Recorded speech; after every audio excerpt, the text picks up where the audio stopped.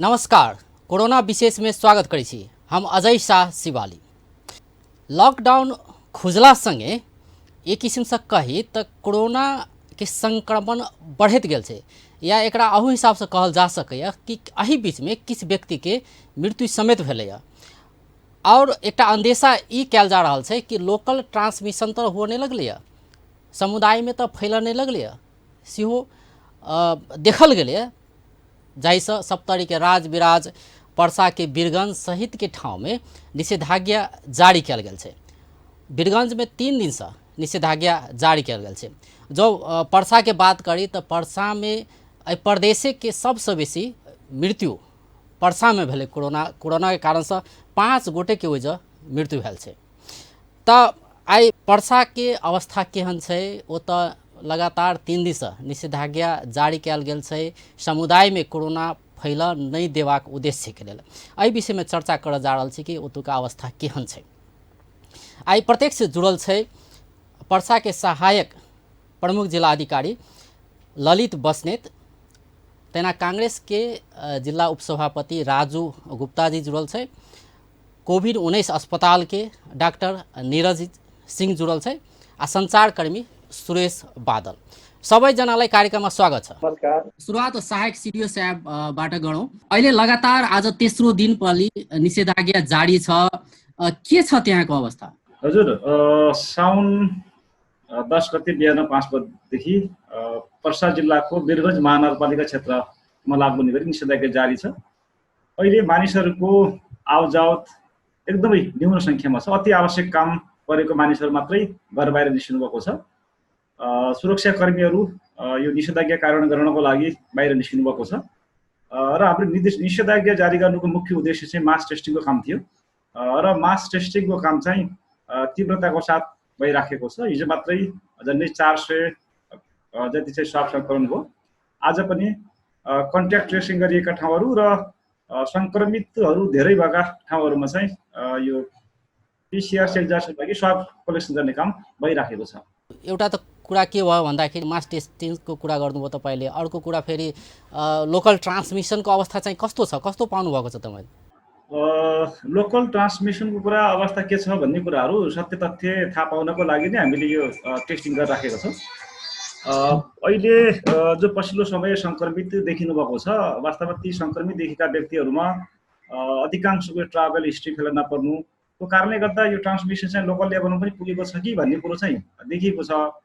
तर अब त्यति थोरै चेन्जेस गरेको आधारमा सामुदायिक यो सङ्क्रमण भयो भनेर भनिहाल्न चाहिँ अलिक छिटो हुन्छ। हामीले अब हिजो आज ठुलो सङ्ख्यामा जो अब कन्ट्याक्ट ट्रेसिङ गरेर र जोखिमपूर्ण भनिएका स्थानहरूबाट जो स्वाब कलेक्सन गरेर पिसिआर चेन्जेस गर्छौँ, अनि मात्रै भन्न सकिन्छ।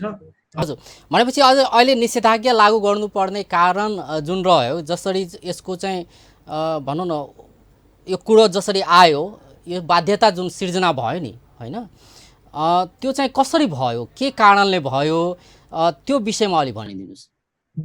हजुर, सर्वप्रथम त निषेधाज्ञा जारी गर्नुपर्दाको कारणहरूको कुरा गर्दाखेरि मैले फेरि एकचोटि उल्लेख गर्न चाहे। एउटा त अब पिसिआर चेक जाँचको लागि एउटा त त्यो कुरा भइहाल्यो, होइन। अब भनौँ न सङ्क्रमण चाहिँ कहाँ चाहिँ सङ्क्रमित देखियो र जसले गर्दा चाहिँ निषेधाज्ञा नै लगाउनु पर्ने अवस्था आयो। किनभने सामान्यतः कोही चाहिँ सङ्क्रमित भयो भने त्यसलाई चाहिँ पहिला आइसोलेसनमा लैजानु पर्ने हो, होइन। त्यो अवस्था किन सिर्जना भउन सकेन त्यहाँ, होइन, त्यहाँ चाहिँ कसरी चाहिँ त्रुटि हुन गयो? होइन, म कुरा गर्दै थिएँ हामीले निषेधाज्ञा जारी गर्नेकै कारणहरू। एउटा त अब मास टेस्टिङ गर्नको लागि हो। अर्को चाहिँ पछिल्लो समय मानिसहरूको जो मुभमेन्ट छ एकदमै अनुशासनहीन तरिकाले भन्न चाहन्छु मैले। न चाहिँ स्वास्थ्य र सुरक्षाका न्यूनतम पनि एउटा मापदण्डहरू पालना भएको छैन। मानिसहरू एकदमै कोरोना चाहिँ पुरै हटेको जस्तो गरेर आवजावत गर्न थाले, र देशभित्र मात्र होइन देश बाहिरबाट पनि मानिसहरू चाहिँ यो उद्योग प्रतिष्ठान भन्नुहोस् अथवा अन्य व्यवसायले भन्नुहोस्, लुकाइ छिपाइ चाहिँ मानिसहरू चाहिँ आउन थाले। यी सब कुरालाई वास्तवमा रोक्नको लागि र हामीलाई चाहिँ निषेधाज्ञा जारी गर्नु परेको हो। हजुर, एउटा के थियो भने हरेक जिल्लामा कोही चाहिँ भनौँ न कोही भारतबाट आउँदाखेरि त्यसलाई चाहिँ क्वारेन्टाइनमै लैजाने, होइन, सम्बन्धित स्थानीय तहले चाहिँ क्वारेन्टाइनको व्यवस्था गरेको अवस्था छ, होइन, र त्यहाँ चाहिँ राख्ने भन्ने चाहिँ एउटा चाहिँ त्यो अनुसारले चाहिँ सबैले नै गइरहेको अवस्था छ। त्यहाँ त्रुटि भएको भन्ने मान्नुहुन्छ तपाईँ? पछिल्लो समयको जो पर्सा जिल्लामा सङ्क्रमण देखिएको छ त्यो चाहिँ क्वारेन्टाइनमा फैलिएको सङ्क्रमण होइन। योभन्दा अगाडि पर्सा जिल्लामा जति सङ्क्रमण भेटिएको हुन्थ्यो ती सङ्क्रमित व्यक्तिहरू चाहिँ अधिकांश यो क्वारेन्टाइनमा पिसिआर चेक जाँचको क्रममा देखिएका केसहरू हुन्थे। तर पछिल्लो जति आएको छ तीमध्ये अधिकांश स्वेच्छाले चेक जाँच गरेका व्यक्तिहरूमा देखिएको छ। अरू चाहिँ ती व्यक्तिहरूको सम्पर्कमा आएका व्यक्तिहरूको कन्ट्याक्ट ट्रेसिङ गर्ने क्रममा देखिएको हो। त्यसो भएको हुनाले पछिल्लो समयको जो पर्सा जिल्लामा देखिएको कोरोना सङ्क्रमण छ त्यो क्वारेन्टाइन भित्रभन्दा पनि क्वारेन्टाइनभन्दा बाहिर देखिएको छ।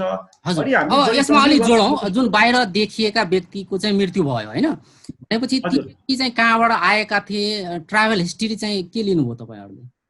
जहाँसम्म मृत्यु भएको कुरा छ, मृत्यु भएको कुरा त यहाँ यो हाम्रो पर्सा जिल्लाको नारायणी कोभिड अस्पतालमा मृत्यु भएको व्यक्ति त रौतडबाट आएको व्यक्तिको मृत्यु भएको थियो सर्वप्रथम। ती व्यक्ति त बेङ्गलोरमा आफ्नो चाहिँ त्यो दाइ भाइलाई चाहिँ भेट्न जानुभएको थियो, दाइ भाइलाई पनि कोरोना भएको थियो र ती व्यक्ति नेपाल फर्किएपछि ती व्यक्तिमा पनि कोरोनाको लक्षण देखिसकेपछि रौतडबाट अलिकति त्यहाँ चाहिँ व्यवस्थापन गर्न नसकेपछि पर्सा जिल्लामा पठाइएको थियो र पर्सा जिल्लामा आएको केही समयपछि चाहिँ उहाँको मृत्यु भएको छ। र त्यस यता पर्सा जिल्लामा पनि लक्षणसहितका सङ्क्रमितहरू चाहिँ वास्तवमा देखिनुभयो। उहाँहरूको ठ्याक्कै ट्राभल हिस्ट्री चाहिँ फेला पर्दैन। त्यो ट्राभल हिस्ट्री फेला एकातिर परेको छैन, अर्कोतिर लक्षण पनि कोरोनासँग एकदम मिल्दोजुल्दो लक्षण देखिएको छ र अस्पतालमा भर्ना गरेको केही समयपछि जो मृत्यु भएको अवस्था आयो। वास्तवमा यसले चाहिँ यो सङ्क्रमण अलिकति समुदाय स्तरमा पुग्यो कि भन्ने एउटा त्यो आशंका गर्ने हजुर त्यो कन्ट्र्याक्ट हिस्ट्रीको जो कुरा गर्नुभयो ठ्याक्कै चाहिँ यसको जो रुट चाहिँ यहीँनिर छ भन्ने कुरा चाहिँ ठ्याक्कै पत्ता लगाउन सकिएको छैन। हामी त्यही पत्ता लगाउन नसकेको हुनाले नै एकैचोटि अलिकति धेरै सर्ट कलेक्सन गरेर मास टेस्टिङको काम चाहिँ गरिराखेका छन्। हजुर, अब डाक्टर निरज हुनुहुन्छ सँगै, उहाँ चाहिँ कोभिड-19 अस्पतालका इन्चार्ज पनि हुनुहुन्छ। यसको पनि धेरै कुराहरू छ, अलिकति टेक्निकल कुराहरू डाक्टर साहबले पनि क्लियर बनाउनु। डाक्टर साहब, एउटा कुरो चाहिँ हाम्रो सहायक सिडिओ साहबले पनि भन्नुभयो हजुर कि पहिला चाहिँ के थियो भन्दाखेरि लक्षण चाहिँ नदेखिने के कोरोना चाहिँ शरीरमा छ, कोरोनाको बाहिर चाहिँ छ, तर उसको शरीरमा चाहिँ शरीरले चाहिँ लक्षण चाहिँ नदेखाउने त्यो अवस्था थियो होइन। तपाईँ कन्टिन्यू 4 महिना जति भयो तपाईँ इन्चार्ज हुनुहुन्छ त्यहाँका होइन। यो लक्षण देखिने चाहिँ बिरामी कहिलेबाट फेला पर्न थाल्यो? यो लक्षण देखेको बिरामी फेला परेको झन्डै हाम्रो 1 हप्ता जस्तो भयो र यो फर्स्ट त्यस अघिका बिरामी कसैमा पनि लक्षण त्यस्तो थिएन होइन। त्यो अघिका बिरामीहरूमा धेरै नै हल्का लक्षण थियो, गम्भीर प्रकृतिको लक्षण केही पनि थिएन। फर्स्ट केस रौतहटबाट आएको केस जुन क्लिन कट कोभिड-19 को केस र एकदमै डेन्जरस कम्प्लिकेसन एआरडिएस भन्छौँ हामी होइन, श्वास प्रश्वासमा गाह्रो, जुन रौतहटबाट जुन अहिले भर्खरै ललित सरले जुन भन्नुभयो बेङ्गलोरबाट आएको, त्यो हामीले चाहिँ एकदम आई विटनेस गरेको केस, हामीले देखेको केसमा सबैभन्दा चाहिँ टिपिकल कोरोनाको केस चाहिँ त्यही थियो। त्यसपछि हामीले के पायौँ भने हामी कहाँ हाम्रो जुन बिरामीहरू सम्पर्कमा आउँथे त्यो दीर्घकालीन मुटुका रोगीहरू जसलाई चाहिँ हामीले बिरामीहरू चाहिँ मुटुका रोगीहरूमा एक्कासी श्वासको कुराहरू सुरु भयो र हामीले एक्सरेहरू गर्दा मुटुहरू गर्दाखेरि सानो निमोनियाहरू सुरु भएको र हामीलाई शङ्का लागेर हामीले कोभिड टेस्ट गराउँदाखेरि चाहिँ पोजिटिभ भेटायौँ। त्यसपछि हामीले उहाँहरूलाई चाहिँ आइसोलेसन वार्डमा राखेर सुरु गऱ्यौँ। त्यसपछि अक्सिजन झन् दिन प्रतिदिन घट्दै गएको र 2टा बिरामीलाई त हामीले भेन्टिलेटरमा राखेर सङ्घर्ष गर्दा गर्दै पनि बचाउन सकेनौँ। तर त्यसपछिका अरू केसहरूमा चाहिँ इम्प्रुभमेन्ट छ। अब अहिले चाहिँ आएर हाम्रो 1 जना बिरामी मात्र अलिकति क्रिटिकल हुनुहुन्छ, बाँकी 3 जना बिरामीमा चाहिँ सुधार देख्दैछ। हजुर, भनेपछि पछिल्लो 2 जना मृत्यु भयो नि, ती चाहिँ दीर्घरोगी थिए कि थिएनन्, कस्ता चाहिँ थिए तिनीहरू चाहिँ? अहिले तपाईँले खास भन्नुहुन्छ भने यहाँ 5 जना मृत्यु भएकोमा 1 जना चाहिँ तपाईँको रौतहटका, उसको त कुरै छोड्यो। बाँकी 3 जना व्यक्ति चाहिँ दीर्घकालीन रोगी थिए। एउटा 85 वर्षीय महिला हुनुहुन्थ्यो, 1 जना 65 वर्षीय भारतीय पुरुष र अर्को एउटा 60 वर्षीय र उहाँहरूमा चाहिँ 2 जनामा जसरी जुन 85 वर्षीय महिला चाहिँ मुटुका रोगी हुनुहुन्थ्यो भने अर्को 65 वर्षीय पनि मुटुका रोगी हुनुहुन्छ र भनेपछि उहाँहरूले उहाँहरू मुटुको सबैजना दबाई दीर्घ रोगी पनि थिए होइन त? हजुर, र एकजना चाहिँ भर्खरकी युवती भने 17 वर्षीय, हजुर उनीमा चाहिँ सबै किसिमको लक्षण थियो, कसैले श्वास प्रश्वास भनेर। तर अहिले कोभिड लेभल 3 सिम्पटम भन्छौँ हामी, पेटको पनि र फोक्सोको पनि दुवै सिम्पटम र ज्वरो लिएर हस्पिटलहरूमा चाहिँ तपाईँको उपचारको लागि प्राइभेट हस्पिटलदेखि लिएर सरकारी हस्पिटल सबै ठाउँमा घुमेर र लेट डायग्नोसिस भएर हाम्रो कोभिड हस्पिटलमा आएको अवस्था थियो। राजुजी हुनुहुन्छ। राजुजी, तपाईँ अहिले हेरिराख्नु भएको छ त्यहाँ व्यवस्थापनको अवस्था के कस्तो छ होइन? अब जसरी अहिले निषेधाज्ञा लागू गरिएको छ, यसअघिको कुरा गर्ने भने सरकारले भर्खरै लकडाउन पनि खोलिदिएको अवस्था छ। तपाईँले के लाग्छ, सरकारबाट चुक भयो जुन अहिले परिस्थिति सिर्जना भयो? अहिले त झन् खुला हुनुपर्ने हो नि सबै थोक होइन? किनभने सरकारले त अब त कोरोनाको त्रास घट्दै गयो होइन, अब त डरै छैन भनेर त्यो हिसाबले लकडाउन नै खोलिदिएको अवस्था छ होइन? तर अहिले चाहिँ एक किसिमले कर्फ्यू लगाउनु पर्ने अवस्था, उल्टो बाटोमा हामी गएको अवस्था त छ नि होइन? त्यहाँ चुक चाहिँ कसरी भयो जस्तो लाग्छ तपाईँलाई? के छ भने सर्वप्रथम मैले यहाँ जुन एनालाइसिस गरेँ, डाक्टर साहबको पनि कुरा सुने, साहेब सुरी साहब लरी सरको पनि कुरा सुने होइन? हामीले पनि यहाँ फिल्डमा जुन अनुभव गर्दैछौँ के छ भने सरकारको नेग्लिजेन्सी सबभन्दा ठुलो कारक रहेछ कि सरकारले पूर्ण रूपमा नेग्लिजेन्सी गरेको छ। जुन समयमा जे गर्नुपर्ने त्यो गर्नै सकेन, जुनलाई अब यो विशेषको अहिले अब हेर्नुहोस्, अब लक्षण यो एक हप्तादेखि जुन प्रकारले हाम्रो अहिले 4-5 जनाको डेथ भइसक्यो कोरोनाकोले गर्दा, यो टेस्ट अहिले जुन स्टार्ट भयो यो 3-4 महिनाको बिचमा के गर्यो गभर्मेन्टले? न केन्द्र सरकारले के गर्न सक्छ, न प्रदेश सरकारले, न स्थानीय सरकारले। यहाँ त मुख ताकाताकको अवस्था मात्र भएकोले पनि यहाँ अलिक भएको छ। प्रयोग हाम्रो अलिक नाका भएकोले र अब चोरी छिपी र मान्छेहरू पनि ओहोरदोहोर गर्दैछ। त्यो ओहोरदोहोर कारण एउटा यो समस्या झन् देखा परेको छ। अब यहाँ तपाईको भन्नु हो कि जुन हाम्रो मेडिकल टिम छन्, मेडिकल टिमलाई गभर्मेन्टले जुन पिसिआरहरूको टेस्ट किटहरू जुन छन्, तपाईँको जुन आवश्यक कोभिड-19 को लागि आवश्यक सामग्री छन् त्यो सामग्री पनि डिले आयो। अब यी सब यावत कारण छन् जसले गर्दा अहिले यो समस्या सिर्जना भएको। हजुर, भनेपछि सरकारले चाहिँ जसरी पिसिआर टेस्टको दायरा बढाउनु पर्ने थियो त्यो चाहिँ यो अवधिमा चाहिँ बढाएन, उल्टो चाहिँ सङ्क्रमण चाहिँ कम हुँदै गयो, अब खोलिदियो भनेर खोलिदिएको भनेर भन्नुहुन्छ तपाईँ। सञ्चारकर्मी हुनुहुन्छ सुरेशजी, तपाईँले के लाग्छ अब रिपोर्टिङमा गइरहँदाखेरि के चाहिँ पाउनुहुन्छ तपाईँ? कस्तो माहौल थियो र कस्तो माहौल सिर्जना भएपछि अहिले वीरगञ्ज एक किसिमले बन्द गर्नुपर्ने अवस्था सिर्जना भयो? मैले एक्चुअली हेर्दाखेरि फर्स्टमा जुन उहाँहरूले लकडाउन खोल्नुभयो, वीरगञ्जमा जनताहरूमा पनि धेरै लापरवाही हेरे। उहाँहरू बिना मास्कका घुम्ने, तपाईँको रक्सौलबाट बढी गरेर इन्डियाबाट विश्रामपुर नाकाबाट आउने, विश्व नाकाबाट आउने, विभिन्न किसिमका नाकाबाट आउने हामीले खुलम देख्यौँ। त्यसपछि यहाँका लोकल व्यापारीहरू छन्, लोकल व्यापारीहरू रक्सौल जाने, उता सामान लिएर आउने, लोकल सिप लिएर आउने, यस्ता कारणले गर्दा सङ्क्रमित फैलिएको हो। अहिले पनि लकडाउन हुँदा पनि अहिले पनि गली कुचीमा जहाँ नहुने ठाउँमा ज्यादा तरकारी बेच्ने, भिडभाड हुने, त्यस्तो अहिलेसम्म प्रशासनको आँखा त पुगेको छैन। प्रशासनको आँखा पुगे पनि उहाँहरूले केही गर्न सक्नु भएको अहिले अवस्था देखेको छैन। कृष्णज्यू, जसरी उहाँहरूले भन्नुभयो नि, सरकार चाहिँ यो अवधिमा चाहिँ पिसिआर टेस्टको दायरा पनि बढाइदिएन। अर्कोतर्फ चाहिँ जहाँसम्म वीरगञ्जकै कुरा गर्ने हो भने नेपालको सबैभन्दा ठुलो नाका होइन, सबभन्दा बढी ओहोर दोहोर भइरहने नाका, यद्यपि अहिले बन्द गरिएको छ, त्यो आफ्नो ठाउँमा छ होइन, तर संवेदनशील त छ नि। त्यो संवेदनशीलता चाहिँ सरकारले देखाइदिएन भन्ने चाहिँ गुनासो पनि त छ नि। दुईटा कुरा यसमा जिम्मेवार देख्छु।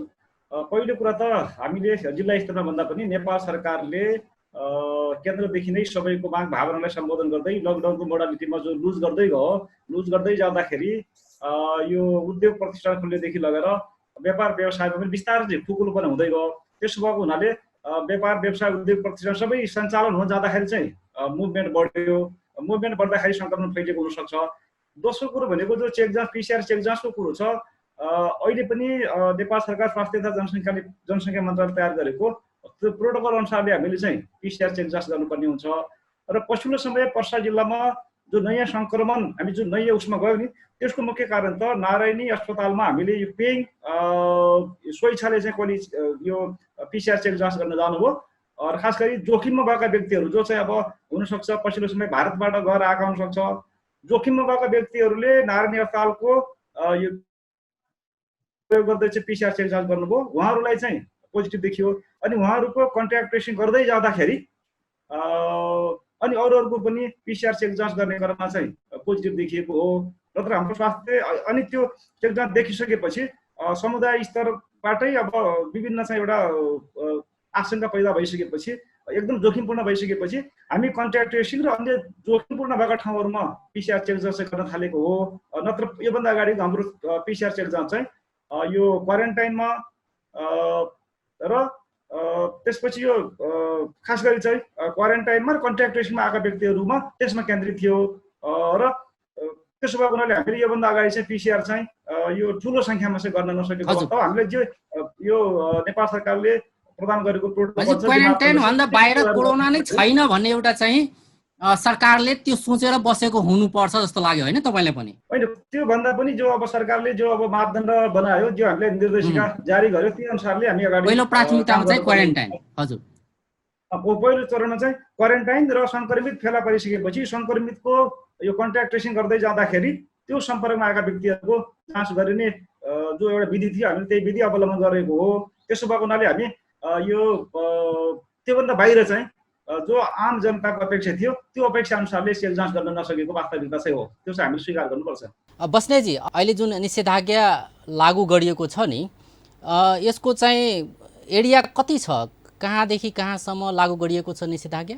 निषेधाज्ञा पर्सा जिल्लाको अहिले वीरगञ्ज महानगरपालिका क्षेत्रमा मात्रै हो। हजुर। र अवधिको हिसाबले हामीले अनिश्चितकालसम्म भनेका अर्को आदेश नभएसम्म भनेका छौँ। हाम्रो अब केही दिनभित्र कन्ट्याक्ट ट्रेसिङको काम सक्छौँ र त्यो सकिसकेपछि यो PCR जो हामीले स्वाब कलेक्सन गरेका छौँ त्यसको नतिजा कस्तो हुन्छ त्यसको आधारमा हामी अब अगाडि कसरी बढ्ने भन्ने चाहिँ रणनीतिहरू तयार गर्छौँ। हजुर, भनेपछि आज तेस्रो दिन हो, अब निरन्तर स्वाब कलेक्सन भइरहेको छ। कतिजना जतिको भयो स्वाब कलेक्सन र कुन कुन एरियामा चाहिँ? स्वाब कलेक्सन चाहिँ हिजो यो बढी अहिले सङ्क्रमित देखिएको एकजनाको मृत्यु समेत भएको माइस्थान चोकमा चाहिँ स्वाब कलेक्सन भएको छ। त्यहाँ चाहिँ 209 वटाको भएको छ। अनि राधेमाईमा भएको छ। र आज के अरे यो अस्पतालको टोलीले चाहिँ यो कारागारको आइसोलेसन सेन्टरको र अस्पतालमा गरिराखेकै छ। र अब वीरता, मुरली, श्रीपुर, घडियारवा लगायतका ठाउँहरूको चाहिँ स्वाब कलेक्सन गर्ने कार्यक्रम रहेको छ। र हिजो वीरगञ्ज महानगरपालिकाले छुट्टै फेरि यो हेलवे स्कुलमा चाहिँ गरेको थियो। तर आजदेखि छुट्टै नगर्ने हामी पनि सँगै एकीकृत रूपमा नै यो स्वाब कलेक्सन गर्नको लागि सहभागी हुन्छु भन्ने कुरा भइसकेपछि अहिले नारायणी अस्पतालमा जिल्ला स्वास्थ्य कार्यालय र वीरगञ्ज महानगरपालिका लगायतको साथीहरू बसेर चाहिँ छलफल गर्दै हुनुहुन्छ।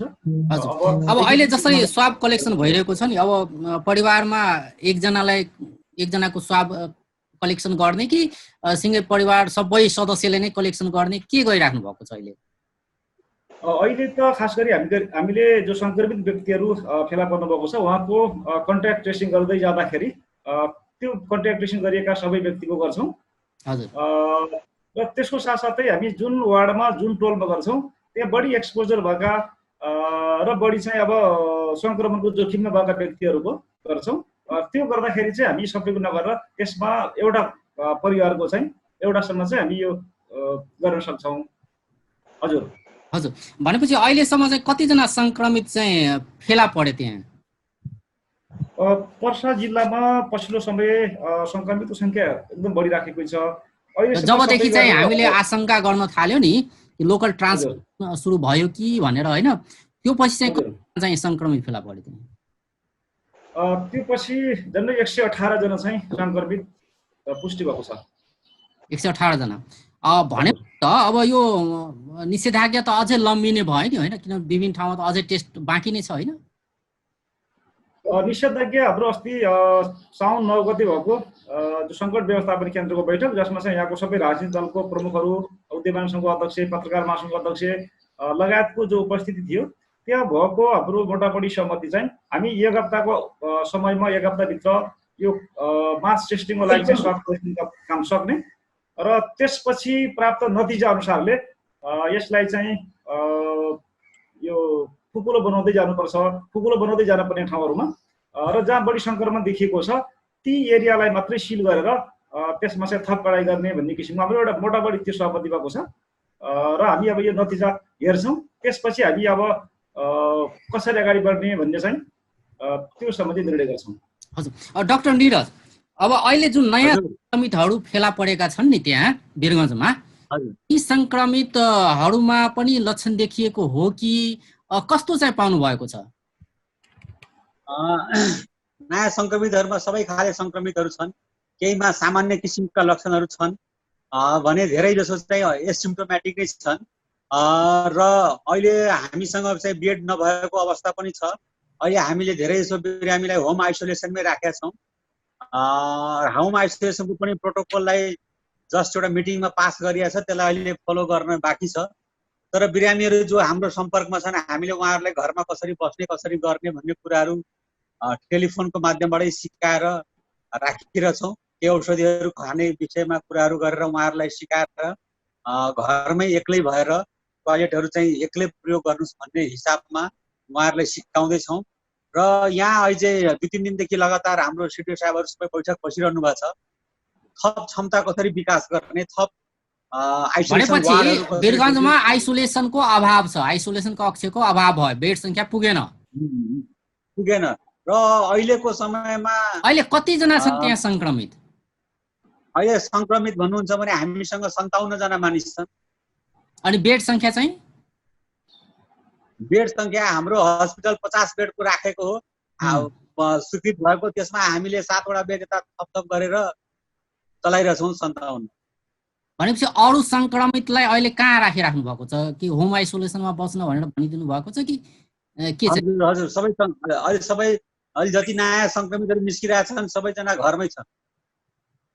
राजुजी के भन्नुहुन्छ? तपाईँले त क्लियर गरिसक्नुभयो कि 50 बेडको मात्रै आइसोलेसन वार्ड छ र बाँकीका सङ्क्रमितहरूलाई त होम आइसोलेसनमा उनीहरूलाई सरसल्लाह दिएर यसरी बस्नुपर्छ भनेर चाहिँ त्यसरी राख्ने व्यवस्था गरिएको छ। के हुन्छ? के छ भने डाक्टर साहबको भनाइअनुसार उहाँले आफ्नो बाध्यात्मक स्थिति बयान गर्नुभएको जस्तो मलाई लाग्यो। हेर्नुहोस् विडम्बना, 57 जना, बेड 50, काम चलाउ 7 वटा थपिएको छ। यदि 50 वटा यो अहिले थप्यो, 300-400-500 जना मान्छेको अझ टेस्टिङहरू भएको छ, 50-100 जना थपियो र हामी अहिले जुन मधेसको परिवेशमा जसरी डाक्टर साहबले भन्नुभयो नि कि होम आइसोलेसनमा बस्नुहोस्, यसो गर्नुहोस्, यो अलिकति कहाँ हो मलाई अलि अचम्म लागिरहेछ। के होम आइसोलेसनमा त्यो जुन डाक्टर साहबले जुन आफ्नो प्रिपरेसन गर्नुहोस् भनेर राय दिनुहुन्छ त्यो सम्भव छ होला त?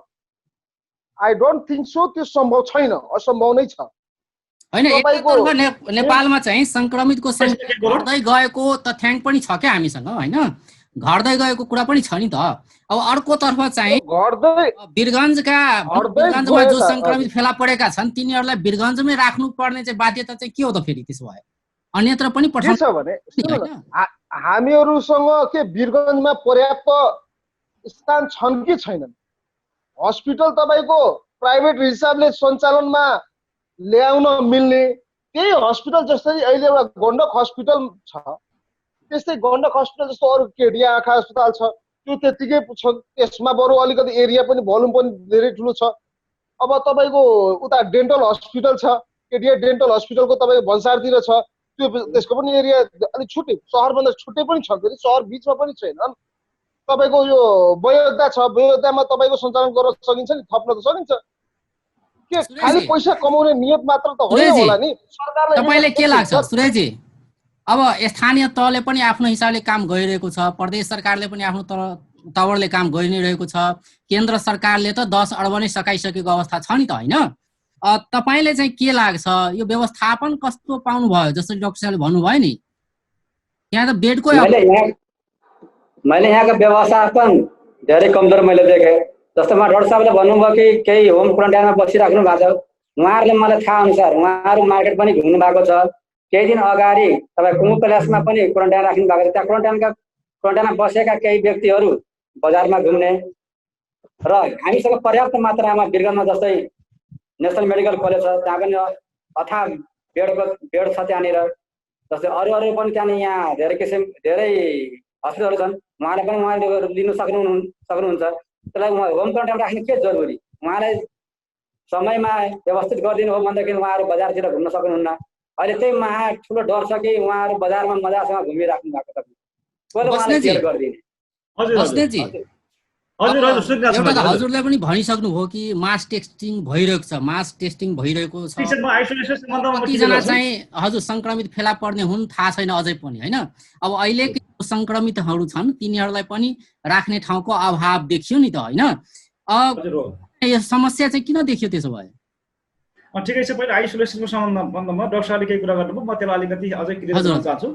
हामीले पर्सा जिल्लामा मास टेस्टिङ गर्दै जाँदाखेरि वास्तवमा संक्रमितको संख्या बढ्दै जान्छ कुरा निश्चित छ। त्यो भएको हुनाले अहिलेको हाम्रो विद्यमान आइसोलेसन सेन्टरहरू अस्पतालहरूले पुग्दैन, त्यसको लागि क्षमता बढाउनै पर्छ। हामी मुख्य निर्णय चाहिँ क्षमता बढाउनका निर्णय गरेका छौँ, त्यो हामी गर्दै जान्छौँ। अहिले हाम्रो संक्रमित व्यक्तिहरू राख्नको लागि 3 किसिमको हामीले प्रावधान छ। लक्षण देखिएका बिरामीहरूलाई त हामीले अस्पतालमा राख्नुपर्छ। अहिले हामीले गण्डक कोभिड अस्पतालमा राखिराखेका छौँ। र लक्षण नदेखिएका व्यक्तिहरू यदि कोही व्यक्तिको घर अथवा उद्योग प्रतिष्ठानमा उहाँहरू चाहिँ आइसोलेसन अलिकति नेपाल सरकारले तोकेको मापदण्ड अनुसारले चाहिँ आइसोलेसन स्थापना गरेर राख्न सक्नुहुन्छ भनेदेखि चाहिँ उहाँहरूलाई त्यो राख्न दिने, जसलाई हामी होम आइसोलेसन भनेका छौँ। त्यसको लागि हामीले निश्चित कार्यविधि मापदण्ड पनि तयार गरेका छौँ। र यति हो कि यो हामीले होम आइसोलेसन कन्सेप्टमा पनि हामी पहिलोपल्ट गएको हुनाले त्यसलाई चाहिँ व्यावहारिक रूपमा कार्यान्वयन गर्न चाहिँ टाइम लागेको थियो। आजदेखि हामी त्यसमा जान्छौँ र सबै व्यक्तिले फेरि होम आइसोलेसनमा राख्ने अवस्था नहुन सक्छ, त्यो किसिमको आवश्यक पूर्वाधार तयार नहुन सक्छ। त्यस्ता व्यक्तिहरूको लागि हामीले सेमी आइसोलेसन सेन्टरहरू भनेका छौँ। जस्तो सिद्धार्थ माविमा हामी त्यो राख्न सक्छौँ। अब जो हामीले यो पछिल्लो समय देखिएका जो बाँकी रहेका बिरामीहरू जो छन् नि, जो होम आइसोलेसनमा राख्न नसक्ने, उहाँहरूलाई चाहिँ हामी सेमी आइसोलेसन सेन्टर राख्छौँ। त्यो भएको हुनाले home isolation, semi isolation centre र कोभिड अस्पताल 3 ठाउँमा चाहिँ हामी संक्रमण पुष्टि भएका व्यक्तिहरूलाई राख्छौँ। र मुख्य कुरो चाहिँ अब लक्षण भएका बिरामीहरूको सङ्ख्या नै बढ्दै गएको हुनाले यहाँहरू सबैले भने अनुसारले अहिले कोभिड अस्पतालको जो क्षमता छ त्यो क्षमताले धान्ने अवस्था चाहिँ देखिँदैन। त्यसो भएको हुनाले त्यो क्षमता विकास गर्नको लागि, त्यसको अन्य विकल्प खोज्नको लागि हिजोदेखि सिडिओ साहबदेखि लगाएर हाम्रो सम्पूर्ण टिम चाहिँ त्यसमा लागिराखेको छ। हिजो पनि हामीले विभिन्न अस्पतालहरूमध्ये जस्तो यहाँ एनएमसीको कुरा पनि आयो, कुन विकल्पमा जाँदाखेरि चाहिँ हामी एउटा सहज किसिमले बिरामीहरूको व्यवस्थापन गर्न सक्छौँ भन्ने सन्दर्भमा एकदमै यो घनीभूत हामी छलफलमा छौँ। अहिले यही अस्पतालमा हामी थप व्यवस्था गर्न सक्छौँ भन्ने चाहिँ निर्णय नभइसकेको हुनाले ठ्याक्कै मैले चाहिँ बोलिहाल्न मिलेन। र लक्षण भएका जतिलाई चाहिँ हामीले अस्पतालमा राख्छौँ र त्यो पनि हामी त्यसको लागि अहिलेको जो चाहिँ गण्डकले मात्रै पुग्दैन, थप चाहिँ अस्पतालको व्यवस्था गर्दैछौँ। हजुर, म हजुर समक्ष एउटा डाटा प्रस्तुत गर्छु है। प्रदेश 2 मा अहिले आइसोलेसन बेडको सङ्ख्या 2233 रहेको छ। यो चाहिँ प्रदेश 2 सरकारको स्वास्थ्य निर्देशनालयले हिजो दिएको डाटा हो। हिजोसम्मको डेटसम्म 2233 आइसोलेसन बेड रहेको छ प्रदेश 2 मा र आइसोलेसनमा भएका बिरामीको सङ्ख्या जम्मा 425 है। डाटाले चाहिँ यो भन्छ, होइन? तर अहिले वीरगन्जमा चाहिँ जम्मा 50 बेडको आइसोलेसन, अरू बाँकीको आइसोलेसन बेडहरू कहाँ छन् त्यो त हामीले थाहा छ नि त, अरू जिल्लामा छन्, होइन? भनेपछि ती बिरामीलाई चाहिँ स्थानान्तरण किन गर्न सकिएन त्यसो भए? होइन, अरू जिल्लाहरूमा यदि भनेपछि त अरू ठाउँमा त आइसोलेसन बेड त खाली छन्। होइन, आइसोलेसन बेड हुँदै पनि के कुरा बुझ्नु पर्यो भनेदेखि अरू जिल्लाबाट सङ्क्रमण पुष्टि भएका व्यक्तिहरू अलिकति केस सिरियस हुने बित्तिकै चाहिँ पर्सा जिल्लामै आएको छन्। यहाँको बाह्रको हेर्नुहोस्, रौतहट हेर्नुहोस्, सर्लाहीको हेर्नुहोस्, यदि त्यहाँ चाहिँ खास सुविधा सम्पन्न यो सुविधा सहितका चाहिँ कोभिड अस्पताल हुन्थ्यो भनेदेखि अथवा आइसोलेसन बेडहरू हुन्थ्यो भनेदेखि ल्याउनु पर्ने थिएन। त्यसो भएको कुनै कागजमा कहाँ कति चाहिँ यो बेड छ भन्ने कुरामा चाहिँ हामी नजाउँ। हामीले पनि केही समय अगाडि पर्सा जिल्लामा यो आइसोलेटेड बेडको सङ्ख्या बढी नै भनेका थियौँ के सुरुमा चाहिँ यो पोखरियाले पनि हामी कहाँ पनि यति बेडको 50 बेडको आइसोलेसन हामीले वार्ड स्थापना गरेको छ भनेका थियौँ। तर त्यो पनि हेर्दै जाँदाखेरि बिरामी नआउँदाखेरि देखाउनलाई चाहिँ आइसोलेसन बेड यति छ भनेर भन्ने, तर जब पोजिटिभ केस राख्नुपर्ने अवस्था आयो ओहो यो त हाम्रो चाहिँ कोभिडको बिरामी राख्न सक्ने खालको होइन भन्ने कुरा भएको हुनाले जति यहाँले डाटा दिनुभएको छ त्यो खासै यो लक्षणसहितका कोभिडका बिरामी आइसक्यो भनेदेखि राख्न सक्ने अवस्थाको छ कि छैन भनेपछि प्रदेश 2 मा चाहिँ वास्तविक आइसोलेसन बेड देखाइएको छ नि डाटामा हैन 2000 भन्दा बढी त्यो चाहिँ रहेन छ। आइसोलेसन बेडको रूपमा चाहिँ हुन सक्छन्, तर लक्षण देखिएका बिरामीहरू राख्नको लागि यहाँले भने जस्तै गरेर यो प्रदेश नम्बर 2 मा त्यति धेरै चाहिँ बेड छ जस्तो चाहिँ मलाई विश्वास लाग्दैन। मात्रै आइसोलेसन सेन्टर हुन सक्छ त्यो यो लक्षण नभएका व्यक्तिहरूलाई राख्नको लागि, जस्तो हामीले सिद्धार्थ माविको कुरा गर्यौँ नि, सिद्धार्थ माविको अथवा पोखरी अस्पतालको कुरा गर्यौँ, त्यस्तो खालको सङ्ख्या हो भनेदेखि चाहिँ त्यो चाहिँ हामीसँग पनि छ। हामी लक्षण नभएकालाई चाहिँ राख्न सक्छौँ, हामी पनि 500-700 हामी तत्काल व्यवस्था गर्न सक्छौँ। तर लक्षण भइसकेका बिरामीहरूलाई राख्नको लागि चाहिँ प्रदेश 2 मा चाहिँ त्यति ठुलो बेड छ जस्तो चाहिँ मलाई चाहिँ लाग्दैन। सबै सेमी आइसोलेसन वार्ड होइन। हजुर डाक्टर साहब, त सहायक सिडिओ साहबले भने जस्तै सङ्ख्या चाहिँ छ के प्रदेश 2 मा त 2000 भन्दा बढी चाहिँ आइसोलेसन बेड हैन, तर अहिले जम्मा 400 समथिङ चाहिँ बिरामी, तर पनि बेडको अभाव। हजुर, म तपाईँलाई एउटा कुरा के भन्न चाहन्छु भने हामीले यो कुरा बुझ्न के जरुरी छ भने अहिले प्रदेश 2 को त सबै ठाउँबाट सिरियस बिरामी विगत 4 महिनादेखि हामीले नै उपचार गर्दै आइरहेका छौँ। इभन जनकपुर अस्पतालले फर्काएको केस पनि हामीले उपचार गरेका छौँ। अब कुरा के आउँछ भने जोनलाई उहाँहरूले कागजमा बेड गनिरहनु भएको छन् कि सबै सेमी आइसोलेसन वार्ड हुन्, जुन हाम्रो अहिले बस्ने सरले भने जस्तै कि सबै हाम्रो सिद्धार्थ मावि स्कुल बराबरका आइसोलेसन हुन्, त्यो भन्दा माथिका त्यहाँ केही पनि छैन। एउटा जनकपुर अञ्चल अस्पतालमा होला केही बेड, जसरी हामीले यहाँ गरिरहेछौँ उनीहरूको नेतृत्वमा केही बेड भएर उपचार भइरहेको होला। त्यसबाहेक तपाईँले रौतहट र सर्लाहीमा महोत्तरीमा छैन।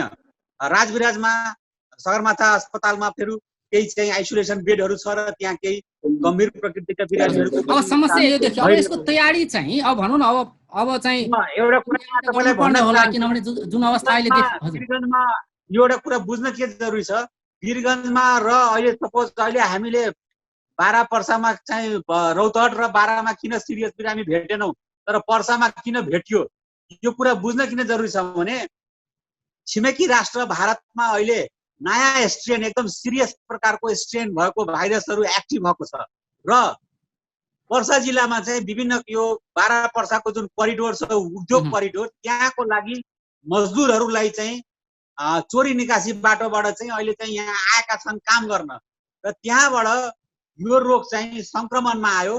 त्यसकारण 2 नम्बर प्रदेशको अरू जिल्लामा अहिले गम्भीर देखिरहेको छैन र वीरगञ्जमा जुन देखिरहेछौँ हामी ती मजदुरहरूले चाहिँ लिएर आए र ती मजदुरबाट इभन ती कम्पनीमा काम गर्ने ठुल्ठुला पदका मानिसहरू पनि बिरामी भएका छन् र यो रोग सर्ने चेन चाहिँ अहिले सीमा समस्या भयो। सीमा चाहिँ बोर्डर भयो, हाम्रो मेन बोर्डरबाट राम्रै भइरहेछ, मान्छे आइरहेछ, आफैमा गइरहेछ, तर खुला सीमाबाट जुन लुकी छिपी जुन मानिसहरू आइरहेछन् त्यहाँ समस्या भएर यो चाहिँ अहिले यो 81 विस्फोटको रूपमा देखियो। सुरेशजी, तपाईँलाई के लाग्छ अहिले जुन बोर्डरको कुरा गर्ने हो भने अति संवेदनशील क्षेत्र होइन, बन्द चाहिँ गरिएको हो, तर लुकी छिपी आउने क्रम चाहिँ अझै जारी छ। त्यो संवेदनशीलता चाहिँ कतिको निर्वाह गरेको जस्तो लाग्छ तपाईँलाई सरकारले, सुरक्षा निकायले? अहिलेसम्म मैले आजसम्म हेर्दाखेरि कुनै पनि बोर्डरमा त्यस्तो किसिमको टाइट देखिएन। आज निर्धक्क भएर मान्छे रक्सौल जाने, रक्सौलबाट आउने क्रम चलिरहेको छ र वीरगञ्ज लकडाउन हुँदाखेरि तपाईँको वीरगञ्जदेखि लिएर यो पथलियासम्म धेरै कल कारखानाहरू छन्। बेलुका छुट्टी हुने बित्तिकै तपाईँ हेर्नुहोला खुल्लम तरिकाले पुरै आफ्ना घरतिर जान्छन्, आफ्ना लेबरहरू आफ्नो घरतिर जान्छन्, वीरगञ्जमा पस्छन् र उनीहरू लेबर जैको छौ इन्डियाबाट आएका हुन्छन्।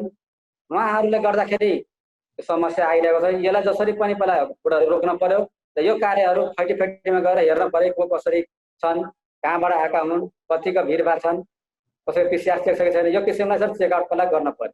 राजुजी, तपाईँलाई के लाग्छ बोर्डर, किनभने अधिकांश बिरामीहरू त्यहीँ देखिने होइन, बढी चाहिँ बिरामी चाहिँ सङ्क्रमित चाहिँ वीरगञ्जमै देखिने र बोर्डरमा जसरी आवत जावत भइरहेको छ नि त्यसले गर्दा नि समस्या देखियो, यो निराकरण चाहिँ किन हुन सकिरहेको छैन? निराकरण नहुनुको कारण सर्वप्रथम म यो गभर्मेन्टको लापरवाही देख्छु। प्रहरी प्रशासनले आफ्नो काम यदि इमान्दारितापूर्वक तदारुकता साथ यदि गरिदिनु भएका भए सायद केही हदसम्म कन्ट्रोल हुन्थ्यो होला। भए पनि कमी कमजोरी हाम्रो आम नेपाली दाजुभाइ दिदीबहिनीहरूको पनि छ। कमसेकम हामीले पनि आफ्नो सोचलाई अलिकति सकारात्मक हिसाबले सोचेर ल उताबाट आउँदाखेरि यस्तो हाम्रो समस्या भइरहेछ, हामीहरू धरापमा पर्न गइरहेछौँ, यदि सोच्न सक्ने क्षमता यदि हाम्रो गाउँपालिका जस्तो हरेक बोर्डरमा गाउँपालिका नगरपालिकाहरू त छ नि, गाउँपालिकाको कमसेकम जनप्रतिनिधिहरूले गाउँका एउटा कमसेकम टिम बनाइदिन्थे, स्वयंसेवक टिम बनाइदिन्थे, प्रहरीहरूको सहयोग लिन्थे। बोर्डर नाकामा अलिकति आफू टाइट भएर दिएको भए पनि अलिकति खालि प्रहरी प्रशासनले मात्र होइन, त्यो स्थानीय तहका नेताहरूले पनि यदि त्यो भूमिका निर्वाह गर्दा अलिकति सहज हुन्थ्यो। तर यो खुला नाका भएको कारणले मैले के देखेँ भने असम्भव, जताबाट पनि अब नहरको बाटो, अब मेन प्रहरीहरू एकातिर बसिरहेको हुन्छ, नहरतिरबाट छिरिरहेको हुन्छन् मान्छे भनेपछि यहाँ अलिकति हामीहरूको जनप्रतिनिधिहरू पनि भूमिका निर्वाह गर्न जरुरी छ। र यता अर्कोतिर के हो भने अब सरकारले जुन भूमिका यो अहिले कोभिडको समस्यामा जुन भूमिका गर्नु पर्यो त्यो अलिकति निकै कमी कमजोरी देखिएको अवस्था छ, निकै कमी कमजोरी भएको छ। तपाईँको अहिले फ्लोरमा हेर्ने हो भने तपाईँ अहिले पनि जानुहोस् मार्केटमा मजाले मान्छेहरू घुमिरहेछन्। हो अहिले केही 2-3 दिन फेरि टाइट भयो, अब तै पनि हल्का फुल्का घुमिरहेछन्। त्यो अब आफ्नो मुख्य बजार बन्द छ तर अन्यत्र चाहिँ अलि खुकुलो नै रहेको अवस्था छ भन्नुहुन्छ।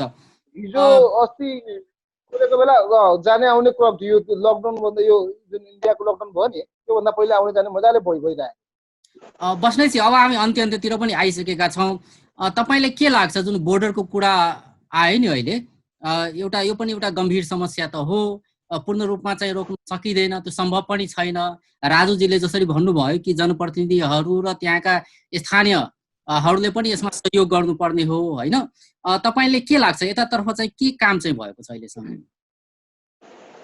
वास्तवमा नेपाल सरकारले जेठको दोस्रो सातादेखि भारतमा बसेका नेपाल आउनै पर्ने अवस्थाका कर्मचारी नेपालीहरूलाई चाहिँ नेपाल प्रवेश गर्न दियो तोकिएको नाकाबाट, र नेपालमा भएका भारतीयहरूलाई उता जान दियो नि।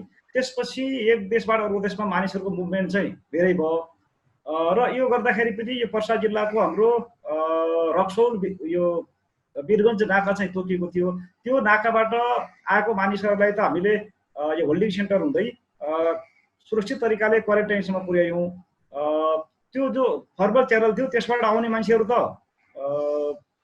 आए तापनि उहाँहरूको चाहिँ अब हामीले निश्चित अवधिसम्म क्वारेन्टाइनमा राखेर पिसिआर चेक जाँच गऱ्यौँ। त्यो बगर उहाँहरूबाट त खैले भन्ने लाग्दैन। तर त्यो सँगसँगै अब फर्मल च्यानलबाट आएपछि क्वारेन्टाइनमा बस्नुपर्छ भन्ने एउटा त्यो डरले धेरै व्यक्तिहरू चाहिँ यो सुरक्षाकर्मीहरूको आँखा छलेर होइन अलिक चोर बाटोबाट उहाँहरू आउनुभयो। त्यो फेरि हाम्रो पर्सा जिल्लाबाट मात्रै आएको पनि देखिन्न। अघि हाम्रो डाक्टर साहबले भने जस्तै गरेर यो पर्सा 12मा चाहिँ धेरै औद्योगिक करिडोरहरू छन्, त्यहाँ काम गर्ने धेरै चाहिँ श्रमिक कर्मचारीहरू चाहिँ पर्सा जिल्लामा टाइट हुँदाखेरि उता 12 जिल्लाको बाटोबाट आउने र पर्सा 12को करिडोरमा चाहिँ काम गर्ने, राति फेरि उहाँहरू बासा बस्न चाहिँ यो वीरगञ्ज आउँदाखेरि उहाँहरू मार्फत चाहिँ सङ्क्रमण चाहिँ भित्रिएको चाहिँ सहजै अनुमान लगाउन सकिन्छ। र अर्को कुरो चाहिँ पहिलो चरणमा यदि भारतीय नागरिकहरू नेपाल प्रवेश गर्दाखेरि अथवा नेपाली नागरिकहरू पनि भारत गएर नेपाल आउँदाखेरि आम सर्वसाधारणले पनि नागरिक समाजले पनि ती व्यक्तिहरूबारे सूचना दिनुहुन्थ्यो र सूचना प्राप्त हुनसाथ हामी ती व्यक्तिहरूलाई नियन्त्रणमा लिन्थ्यौँ र क्वारेन्टाइनमा राख्थ्यौँ। अनि त्यो सङ्क्रमण चाहिँ बाहिर फैलिन पाउँदैन थियो।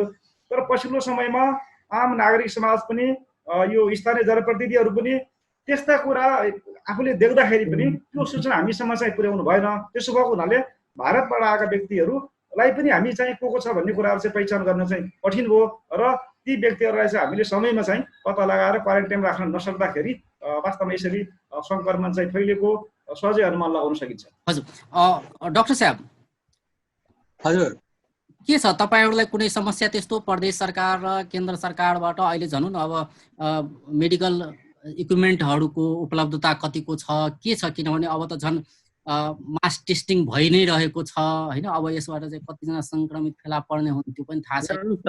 पूर्व तयारीको अवस्था कस्तो छ अहिले? कुरा भन्नुहुन्छ भने तपाईँले यो प्रश्न सोधेरै मलाई गाह्रो गरिदिनु भयो। मलाई त अब सरकार शब्दबाटै एलर्जी भइसकेको अवस्था छ मेरो। किनभने विगत 4 महिनादेखि हामीले धेरै कुरा मागेका हौँ होइन। हामीले भेन्टिलेटर 10वटा मागेको हौँ, हामीले सिटी स्क्यान मागेको हौँ होइन।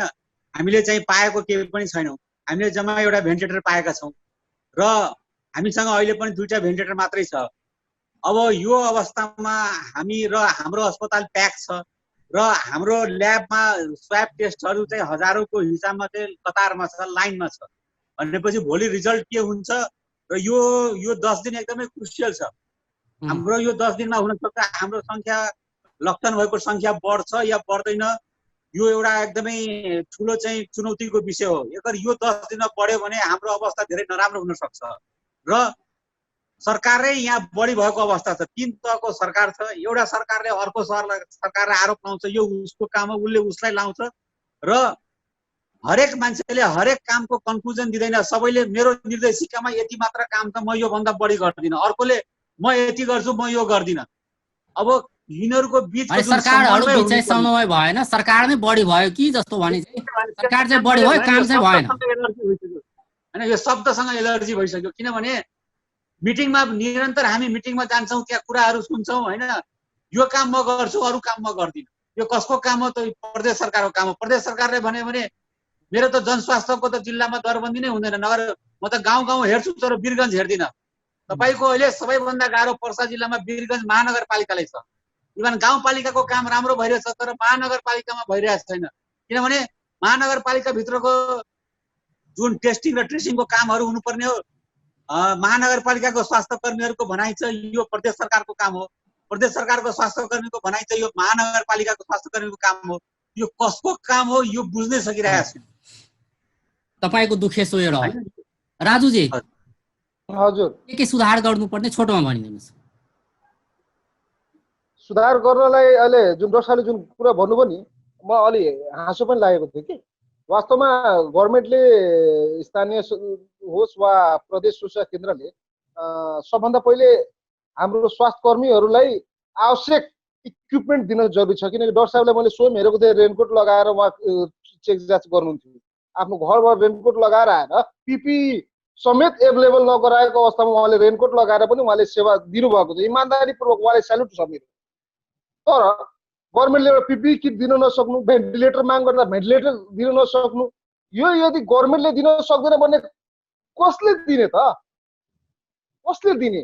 यो कमसेकम न्यूनतम आवश्यकता जुन छ कोभिड-19 को ट्रिटमेन्टमा लाग्ने किटदेखि लिएर तपाईको पिपीहरू अथवा आवश्यक सामग्रीहरू यदि गभर्मेन्टले एभाइलेबल यतातर्फ चाहिँ सरकारले तत्काल ध्यान दियोस् हैन? एकदम ध्यान दिन जरुरी। तत्काल के गर्नु पर्यो सरकारले? तत्काल सरकारले तपाईको यहाँ स्थानीय नगरपालिका र प्रदेश सरकार सबै मिलेर यो चिजलाई कसरी व्यवस्थित गर्ने, इमानदारीपूर्वक लागेर यसलाई समयमा चेकआउट गर्न पर्यो, रोक्न पर्यो, यसलाई रोकथाम गर्न पर्यो, व्यवस्थित गर्न पर्यो। नत्र भने यो भन्दा पनि भयावह अवस्था आउन सक्ने स्थिति मैले यहाँ वीरगञ्जमा हेरिरहेको छु। सबै यहाँको नगरपालिका, तपाईको नारायणी अस्पतालका कर्मचारीहरू र बाँकीका प्रदेश सरकारहरू कसरी वीरगञ्जलाई जोगाउने, वीरगञ्जलाई बाहिर सबैले कसरी जोगाउने, इमानदारीपूर्वक त्यसमा लागेर यसलाई समय धेरै कम समयमा यसलाई चाँडै व्यवस्थित गर्नलाई उहाँहरूले म अनुरोध गर्न चाहन्छु। हजुर, बस्नेजी अब हामी अन्त्यतिर पनि आइसकेका छौँ। के छ पूर्व तयारी? अब त आकलन गर्नु भएको होला नि, अबको अवस्था के आउला हैन? त्यसको लागि पूर्व तयारी तपाई त केन्द्र सरकारको प्रतिनिधि पनि हुनुहुन्छ हैन?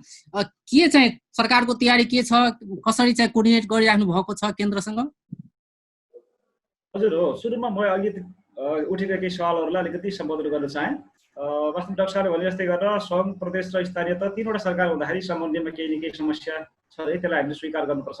खास गरी स्वास्थ्य कर्मी परिचालन गर्ने सामान्य कुरोमा पनि जिल्ला स्वास्थ्य कार्यालयतिर हेऱ्यो भनेदेखि चाहिँ त्यहाँको जनशक्ति सबै स्थानीय तहमा हस्तान्तरण भएको छ र वीरगञ्ज महानगरपालिका खास गरी यो पालिका अरू सदरमुकामभन्दा बाहिर खासै समस्या छैन र वीरगञ्ज महानगरपालिकालाई हामीले भन्यो भनेदेखि चाहिँ यो चाहिँ हाम्रो यो स्थानीय तहको सरकारको चाहिँ कार्यक्षेत्र पर्दैन भनेर पन्छन खोज्नुहुन्छ। तर पुरा एकदम सत्य तथ्य कुरा के हो भनेदेखि कोभिडको वास्तवमा यो रोकथाम नियन्त्रण गर्नको लागि सबै कामहरू यसरी यसरी गर्ने भनेर नेपाल सरकारले पनि पहिले नै त्यो अलिकति एजम्सन गर्न नसकेको हुनसक्छ। किनकि नयाँ नयाँ केसहरू आइराखेको छ, नयाँ नयाँ परिस्थिति आइराखेको बेला चाहिँ वास्तवमा सबै कुरा चाहिँ यो ऐन नियममा कार्यविधिमा नलेखेका हुन सक्छन् क्या। त्यस्ता कुरामा आपसमा बसेर आपसी समझदारीले काम गर्नुपर्ने हुन्छ। त्यो गर्ने सन्दर्भमा अलिकति स्थानीय तहहरू खास गरी वीरगञ्ज महानगरपालिका यो त हाम्रोमा पर्दैन भनेर पन्छन खोजेको चाहिँ नि त्यो चाहिँ देखिन्छ। र जहाँसम्म स्रोत साधनको कुरा गर्नुभयो, स्रोत साधनको व्यवस्थापन गर्नको लागि हामीले पनि समन्वय गर्ने कुरा हो। स्रोत साधन जुटाउनको लागि जस्तो यहाँ अब पर्सा जिल्लामा थप चाहिँ कोभिड अस्पताल बनाउनको लागि, थप स्रोत साधन ल्याउनको लागि वास्तवमा हामीले भन्दा पनि यहाँका जनप्रतिनिधिहरू हुनुहुन्छ, मानिसजीहरू हुनुहुन्छ, राजनीतिक दलहरू हुनुहुन्छ, उहाँले चाहिँ वास्तवमा यो केन्द्र सरकारसँग त्यो पहल गर्नुपर्छ। त्यसको लागि चाहिँ उहाँहरूले वास्तवमा समन्वय गर्ने कामहरू, केन्द्र सरकारलाई घचघचाउने कामहरू उहाँले गर्नुहुन्छ, उहाँहरूले गर्नुपर्छ। हामी त्यसको लागि चाहिँ समन्वय गर्ने, यो जिल्लामा यो आवश्यकता छ भन्ने एउटा यो के हो त वास्तविकता यथार्थता, त्यो चाहिँ हामीले एउटा माग उहाँहरूलाई बताइदिने कुरा हो। र त्यसको चाहिँ समन्वय गर्ने र व्यवस्था गर्नको लागि नेतृत्वदायी भूमिका खेल्ने चाहिँ वास्तवमा यहाँबाट प्रतिनिधित्व गर्ने चाहे प्रदेश सभा हुनुहोस् अथवा सङ्घीय संसद हुनुहोस्, हल्ला चाहिँ भाषण चाहिँ बढी भयो, काम चाहिँ भएन होइन। 50 बेड पहिला पनि अहिले पनि 50 बेड नै 4 महिना भइसक्यो। अहिले पनि छौँ हामी कोभिड अस्पताल कहाँ स्थापना होला अझै होइन, आइसोलेसन बेड कसरी चाहिँ बढाउन सकिएला भनेरै हामी चाहिँ चिन्तामा छौँ। हो, हामी चाहिँ भनौँ न हिजोदेखि हामी पनि अब पहल गरिराखेका छौँ। तर अब कोभिड अस्पताल नयाँ बनाउनको लागि पनि त्यो चाहिँ यो जिल्ला स्तरबाट निर्णय गर्न सकिने कुरो होइन। त्यसको लागि पनि स्वास्थ्य तथा जनसङ्ख्या मन्त्रालयले गर्नुपर्छ। यी यावत कुरा गर्नको लागि वास्तवमा यहाँको जनप्रतिनिधिहरूले र राजनीतिक दलका प्रमुखजीहरूले नेतृत्वदायी भूमिका खेल्नुपर्छ। त्यसको लागि म तीनवटै सरकार बिसाउनु भएन। हजुर, हस् त, धन्यवाद सबैजनालाई। धन्यवाद, नमस्कार। दर्शकवृन्द, ओछलेत पर्सा के सहायक प्रमुख जिला अधिकारी ललित बस्नेत तैना जुड़ल छलैथ उतोका डॉक्टर कोभिड-19 अस्पताल के डॉक्टर नीरज सिंह, नेपाली कांग्रेस पर्सा के उपसभापति राजू गुप्ता आ संचारकर्मी सुरेश बादल। आइ हुनका सबसँ बातचीत करै छलिए जे पर्सा में अखन कोरोना के संक्रमण बढ़ल छै या कही तो समुदाय में सेहो फैल लागल छै। ताहि दुआरे अखन आइ तेसर दिन निषेधाज्ञा ओतऽ लगाओल गेल छै, निरंतर निषेधाज्ञा लगाओल गेल छै। दोसर दिस मास टेस्टिंग के काज भऽ रहल छै, PCR टेस्टिंग के काज भऽ रहल छै आ किछु गोटे में और संक्रमण देखल गेलैए। ओतऽ के अवस्था केहन छै एहि विषय सबमे चर्चा करै छलिए। बेस तऽ नमस्कार।